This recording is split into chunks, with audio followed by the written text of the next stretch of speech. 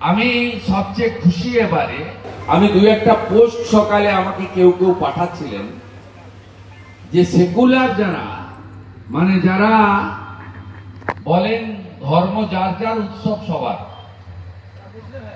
তারা সেকুলার ধর্ম নিরপেক্ষ, মানে নাস্তিক বলা যেতে পারে, তাদের যত জ্বালা এই হিন্দু ধর্ম নিয়ে। তারা বলছেন এই অবাঙালি গণেশ পুজো এত হচ্ছে এখানে, কি ব্যাপার?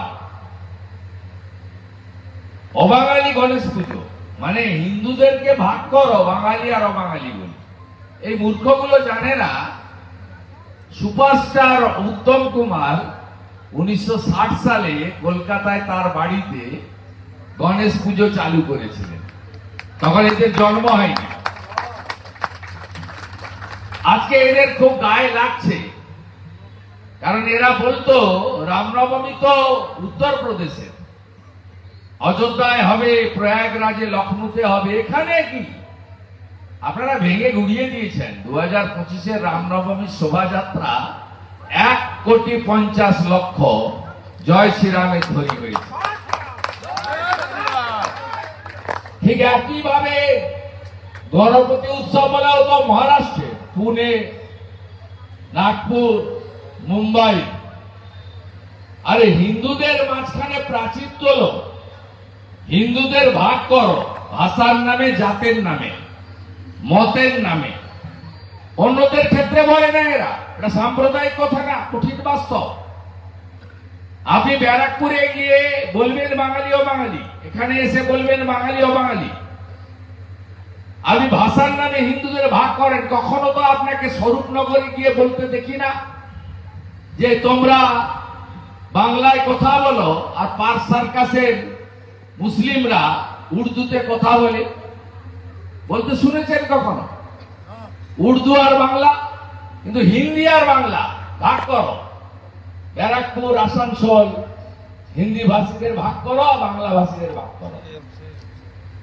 আপনি রামকৃষ্ণ মঠ ও মিশন, ইস্কন, গৌড়িয়া মঠ, ঠাকুর অনুকূল চন্দ্র, বাবা লোকনাথ ব্রহ্মচারী, মতুয়া সমাজ, আমাদের ভিন্ন ভিন্ন মত থাকলেও আমরা at the end of the day আমরা সবাই হিন্দু এবং সনাতনী।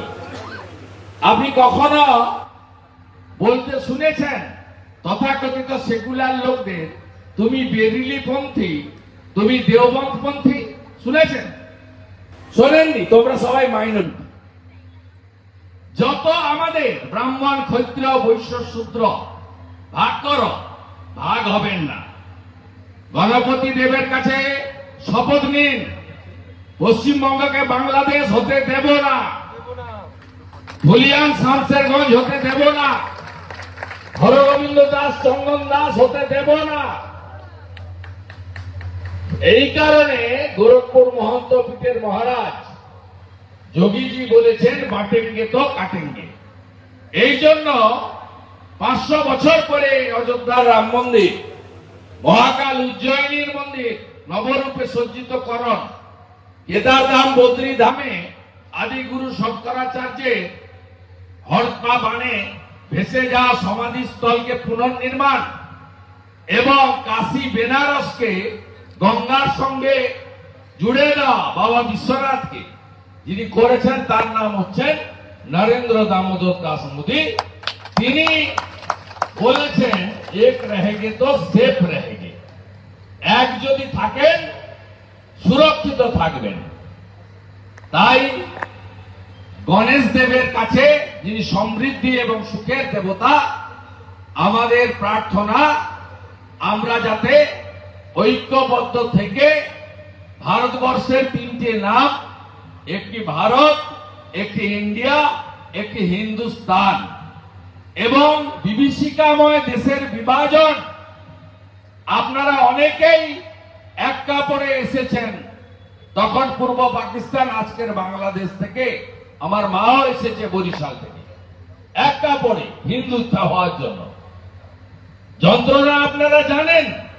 সেদিন কিন্তু দেশ ভাগ হয়েছিল দ্বিজাতি তত্ত্বের ভিত্তিতে, এবং পাকিস্তানের সৃষ্টিও দ্বিজাতি তত্ত্বের ভিত্তিতে।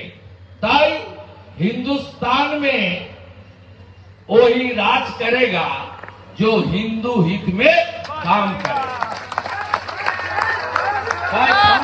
হিন্দুকে ভাষা জাত সবার ঊর্ধ্বে উঠে ঐক্যবদ্ধ হওয়ার আবেদন জানিয়ে গণপতি দেবের কাছে প্রার্থনা করুন। আমরা ভালো নেই, আমাদের কন্যারা, বোনেরা, দিদিরা এই বাংলায় ভালো নেই, সুখও নেই, সমৃদ্ধিও নেই। 7 লক্ষ কোটি টাকা ঋণের বোঝা, 2 কোটি 15 লক্ষ বেকার, ভাতা সর্বস্ব হয়ে গেছে বাঙালি, চাকরি নেই, 60 লক্ষ পরিযায়ী শ্রমিক, 8200 স্কুল গত 1 বছরে বন্ধ, 6888 শিল্প বন্ধ। গণেশ দেবের কাছে প্রার্থনা করুন যে এমন একটা সরকার যাতে জনগণ উপহার দিতে পারে, যাতে হাতে পায়ে ধরে টাটাকে ফিরিয়ে এনে আমরা প্রায়শ্চিত্ত করতে পারি। সবাই ভালো থাকবেন। আমাদের ভিডিও ভালো লাগলে লাইক এবং শেয়ার করুন। কমেন্ট সেকশনে গিয়ে জানান আপনাদের মতামত। আরো ভিডিও পেতে আমাদের চ্যানেল সাবস্ক্রাইব করুন এবং প্রতি মুহূর্তে খবরের আপডেট পেতে প্রেস করুন বেল আইকন।